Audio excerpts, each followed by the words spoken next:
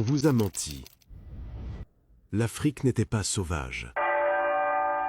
Messieurs, dames, installez-vous. Aujourd'hui, on ne parle pas d'une simple histoire. On parle de la plus grande omission des livres d'histoire, l'Afrique avant la colonisation. Parce qu'en 1884, à Berlin, quand l'Europe se partage l'Afrique comme un gâteau, elle raconte un mensonge, que l'Afrique n'a pas d'histoire, pas de civilisation, pas de culture. Faux, totalement faux. 8e siècle, empire du Ghana. Pas le Ghana actuel, un empire immense, du Sénégal à la Mauritanie, si riche que les chiens du roi portent des colliers en or. Oui, vous avez bien entendu. Le Ghana contrôle le commerce de l'or, du sel, de l'ivoire. Les caravanes traversent le Sahara, direction le Maghreb, le monde arabe, l'Europe même. 13e siècle, empire du Mali, Soundiata Keïta au pouvoir. Puis vient Mansa Moussa, l'homme le plus riche de l'histoire. Son pèlerinage à la Mecque cause une inflation qui dure 10 ans, juste à cause de ses dons.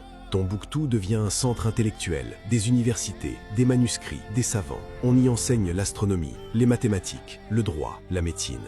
15e siècle, empire Sanghaï, le plus grand empire d'Afrique de l'Ouest jamais existé. 1,4 million de kilomètres carrés. En Afrique de l'Est, royaume d'Aksum, une des 4 grandes puissances mondiales, avec Rome, la Perse, la Chine. En Afrique australe, Grand Zimbabwe, des murailles comparables à celles d'Europe. 13e siècle, royaume du Congo, structure politique sophistiquée, armée organisée, commerce avec le Portugal, d'égal à égal au début. Mais tout ça, on ne vous l'a jamais dit. Pourquoi ? Parce que pour justifier la colonisation, il fallait effacer cette histoire. Il fallait que l'Afrique soit primitive, sans civilisation, à sauver. Alors on a brûlé les bibliothèques, pillé les gazeurs, détruit les monuments et réécrit l'histoire. Parfois, le plus grand crime, ce n'est pas ce qu'on fait, c'est ce qu'on efface. Cette vidéo est la première d'une toute nouvelle série sur les réalités de l'Afrique avant et pendant la colonisation. Ce vide dans notre histoire qui doit retrouver sa place dans le cœur de tout Africain. Vous découvrirez tout ce qu'on ne nous a jamais appris dans les livres d'histoire.